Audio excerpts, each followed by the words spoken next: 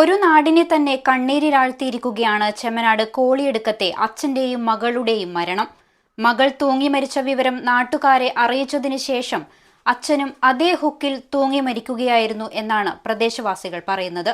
മീപ്പുഗിരി സ്വദേശികളായ ഗണേശനും മകൾ വൈഷ്ണവിയുമാണ് മരിച്ചത്. കോളിയടുക്കം ശിവപുരം ക്ഷേത്രത്തിന് സമീപത്തെ വാടക വീട്ടിലാണ് ഇവർ താമസിച്ചിരുന്നത്. കഴിഞ്ഞ വർഷവും ഈ വീട്ടിൽ അച്ഛനും മകനും തൂങ്ങി മരിച്ചിരുന്നതായി നാട്ടുകാർ പറയുന്നു.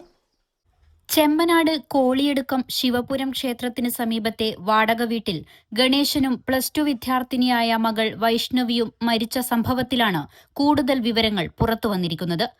മകൾ മുറിയിൽ തൂങ്ങി മരിച്ച വിവരം ഗണേശൻ അയൽവാസികളെ അറിയിക്കുകയായിരുന്നു. എന്നാൽ അയൽവാസികൾ എത്തുന്നതിന് മുൻപ് തന്നെ തിരികെ വീട്ടിൽ കയറിയ ഗണേശൻ വാതിൽ അകത്തുനിന്ന് പൂട്ടുകയായിരുന്നുവെന്ന് നാട്ടുകാർ പറയുന്നു. തുടർന്ന് വിവരമറിഞ്ഞെത്തിയ മേൽപ്പറമ്പ് പോലീസ് വാതിൽ പൊളിച്ച് അകത്ത് കയറിയപ്പോഴാണ് ഇരുവരെയും മരിച്ച നിലയിൽ കണ്ടെത്തിയത്.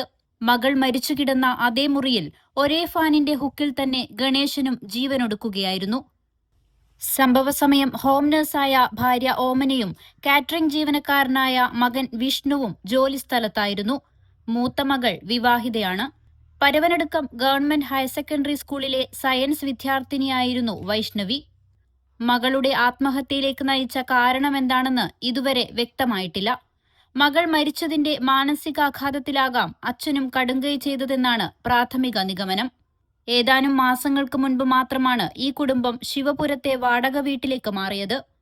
അതിനിടെ ഈ വീട്ടിൽ മുൻപും തൂങ്ങിമരണങ്ങൾ നടന്നിട്ടുണ്ടെന്നത് നാട്ടുകാരെ കൂടുതൽ ഞെട്ടിക്കുകയാണ്. കഴിഞ്ഞ വർഷം ആഗസ്റ്റിൽ ഒരു യുവാവും 3 മാസത്തിനു ശേഷം ഇതേ യുവാവിന്റെ പിതാവും ഇതേ വീട്ടിൽ ജീവനൊടുക്കിയതായി പോലീസ് പറയുന്നു. സംഭവത്തിൽ മേൽപ്പറമ്പ് പോലീസ് കേസെടുത്ത് അന്വേഷണം ആരംഭിച്ചിട്ടുണ്ട്. News 14 live, Kasaragod. Bindu Jewelry. It's a promise of lifetime.